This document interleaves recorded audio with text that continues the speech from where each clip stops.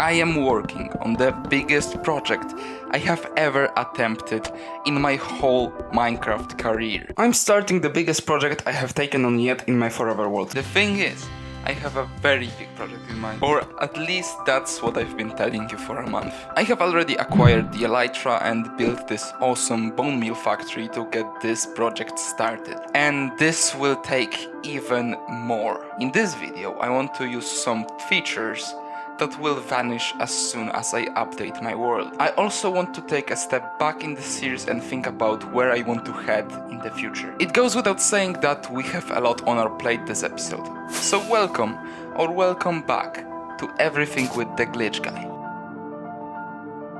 And that's me. That's me, I'm the Glitch Guy. We are going to start this crazy adventure by finally building a proper XP farm for ourselves. This is episode 6 of this series after all, and I have been getting my XP either from villager trading or from my bulk smelter. I'm going to build a gold farm which, believe it or not, has 3 creators. More on that later. Some things don't change though. Like for most gold farms, I'll need a lot of magma blocks.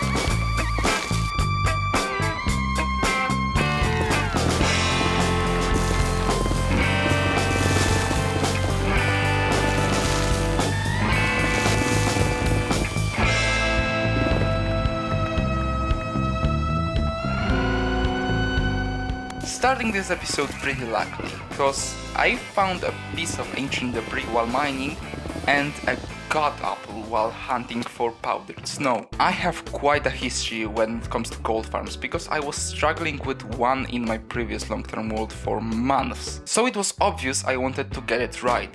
At first I wanted to just straight up take somebody's design and credit them in the video, but oh boy, was that a stretch to choose one. First I watched a video by Nico is Lost and learned gold farm basics to build one myself. And even though it looked horrendous, it was a pretty good source of experience. It was not that good a source of gold, so I kept researching. I rewatched all Nico's videos about gold farms to craft one perfectly tailored to my needs. Taking a look at the design by Raceworks with an item sorter created by Mambo Jumbo, I believe, I replaced the storage with one that autocrafts the gold pieces into full gold blocks. The autocrafter system is also by Raceworks. The last change I did was that I replaced the square magma shape with circles, cause that's what Nico proved to be almost the most optimal to build, and I didn't bother recreating whatever this shape is. After punching a zombie a bunch of times for it to create reinforcements, I was able to then turn them into slime and finish the farm. And finally, I was able to test it in survival. This is more than enough gold I'll need for a while.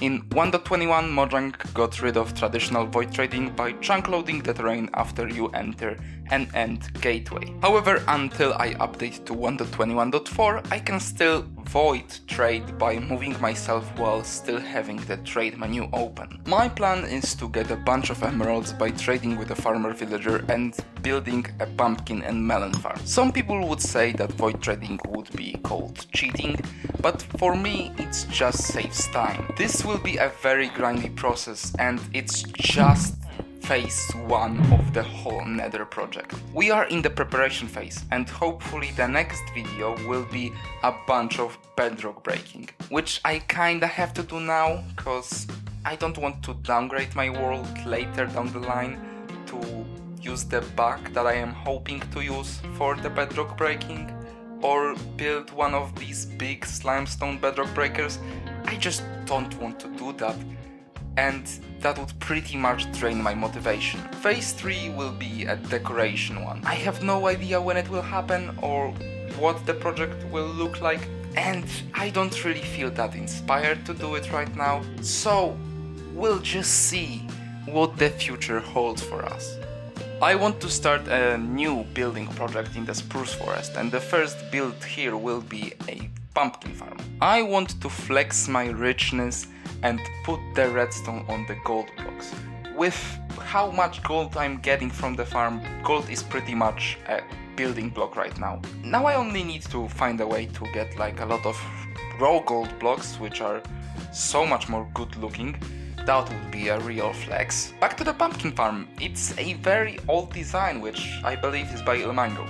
I wanted to run without AFKing it, so I decided it would be a good time to do some freehand building. I just made a stone frame around the farm to cover it with 2 buildings and a platform they're standing on, and honestly I didn't put that much thought into it. I started texturing the stone platform that the 2 buildings will be sitting on with, like casual stone bricks, tuff, some mud and dripstone, and I was just hoping it would look good. After some time I really started hating this build.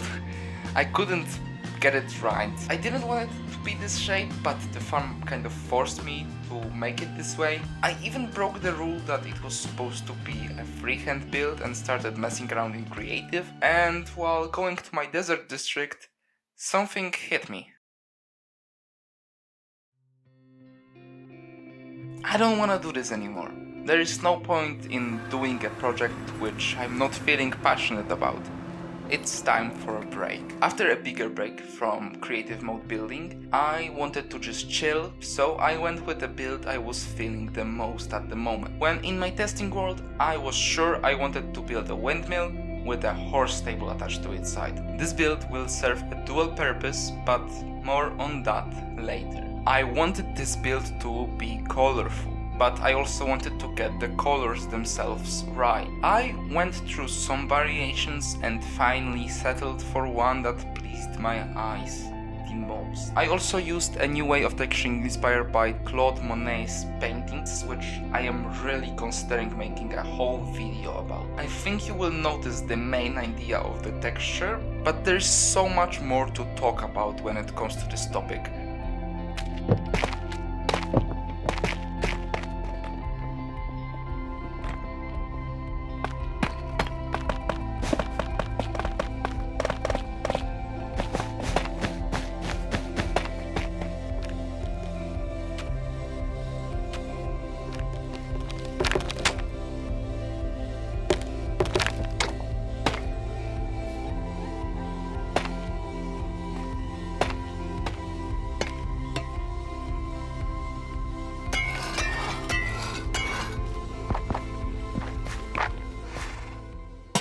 So, I have built this windmill, but why exactly is it here? The main purpose of it is to house tasks for myself, and so I can grow the world outside of just the main video goal.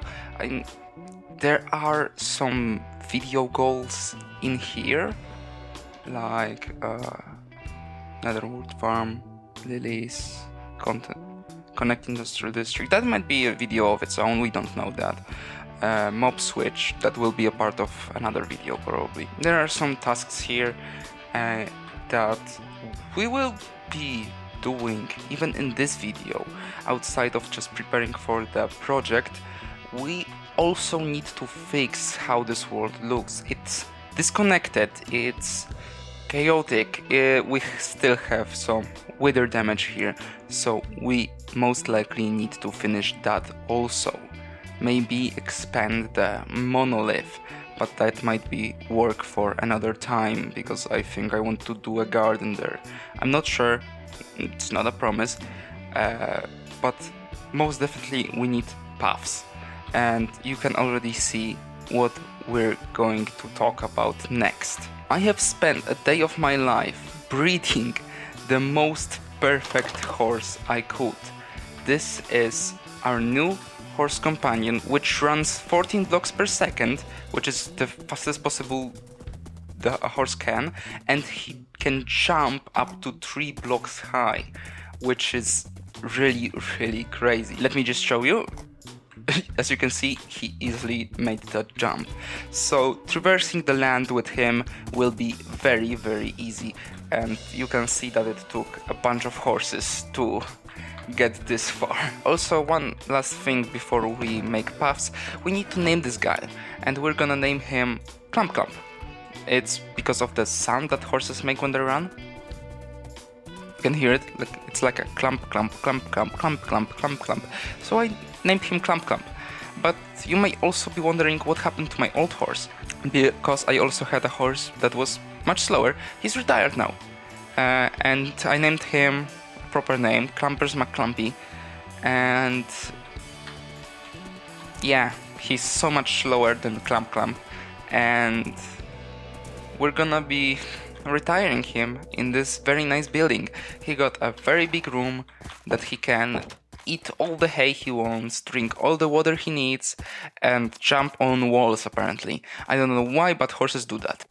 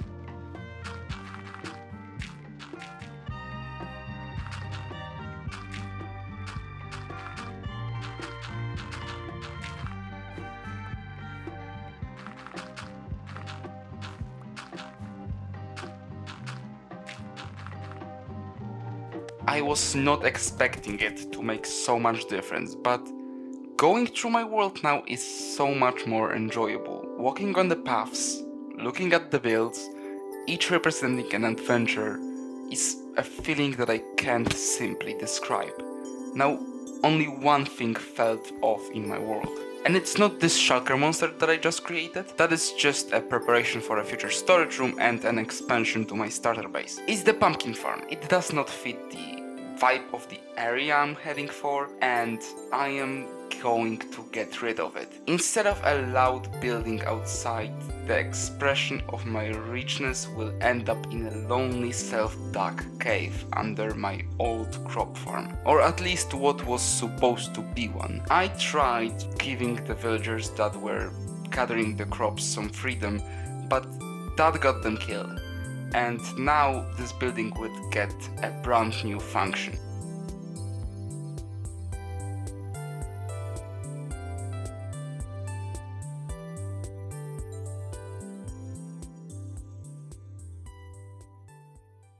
It's time to build the Void Trader. If you couldn't tell, I have been building up for this moment the whole video. I built the gold farm for the powered rails and XP to combine enchants after the big trading session. And of course the pumpkin and melon farm. Originally I was going to build the trader in the taiga, but at this point I don't want to rule villagers again when I have perfectly normal villagers at home.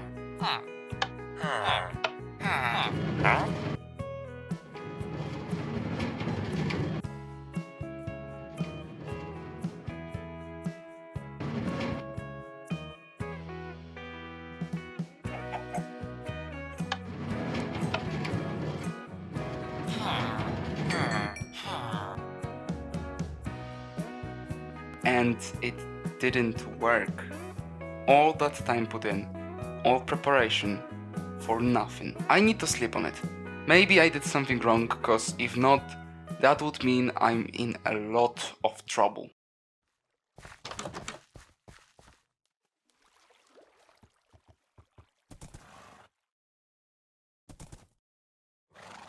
Hi, Editor Glitch here.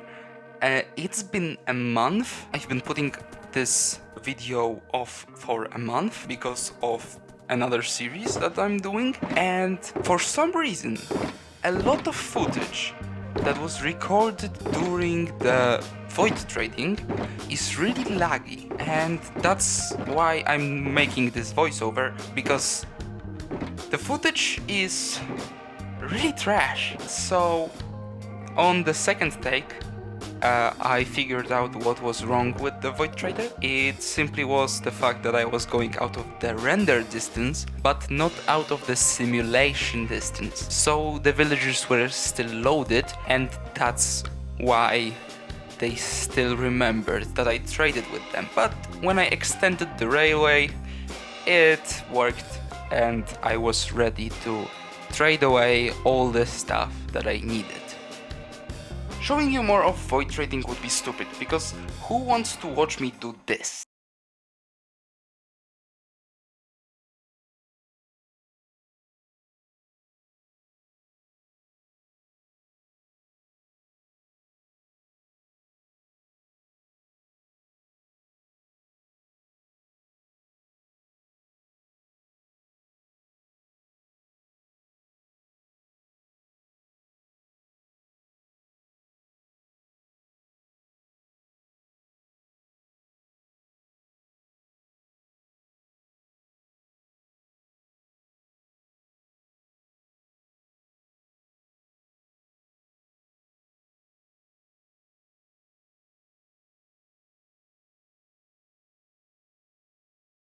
So let's just do this. So I've been working. I have prepared. Oh wait, I can't open these. I have a shulker prepared for every useful tool and the necessary enchant for these. I'm not speaking. What I'm saying might not make much sense, because I'm speaking gibberish a little, because it's late. I've been doing this for far too long, and now I just need to pack this up, move it to the gold farm, and combine all of that. This is gonna be so much fun. Back to the gold farm once again to combine all the enchants and tools. It took way longer than I expected and used a lot of levels. I got to around level 300 twice in this video, and I lost it all to anvils. And now, full shulker of axes, full shulker of shovels, full shulker of hoes, and most importantly, full shulker of diamond pickaxes, which is... this is surreal for me. Let's see. Okay, this is good. Oh, okay. I think we should build a bartering farm soon, because this is amazing. I'm showing this screenshot to Sonny, because he will not believe it. Okay, let's go home, we finally can. This took way too long. The last thing I want to do in this episode is to make the thumbnail of the video prettier. Yeah, I actually want to do that. I want to give the windmill a background which will be mostly inspired by this concept art. I used similar materials that I used previously in terraforming in the base, so it was easy to get some.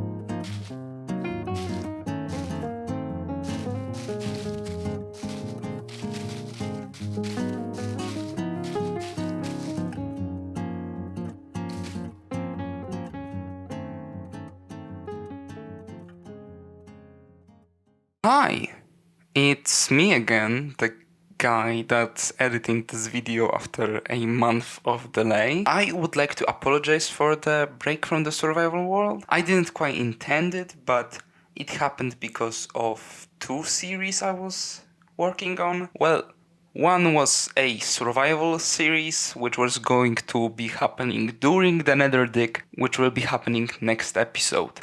And as of the time of recording this video and that survival series, the Netherdick didn't even start. So I messed up tremendously and I'm sorry because that was supposed to be happening at the same time so I don't waste time on recording and editing. But I did, and here we are with a month delay. Then I was invited to Reaper, which I am really thankful for. I had so much fun during recording of that series. Check it out. I absolutely loved that experience and I am looking forward to the next season so much. And one last thing that I'd like to say is that we are so back with this series. The next episode will be out soon because I am almost done recording it, so we'll be editing soon. However, the episode after that, I'm gonna take a break for like 2 weeks because I'll be moving to a new apartment because I'm starting university. That's gonna take some time, but I am not going to stop playing my world. This is a forever world, so I guess I'm never stopping. And yeah, I am looking forward to you guys seeing the content that I have planned for you. And I'll see you in the next one. Bye!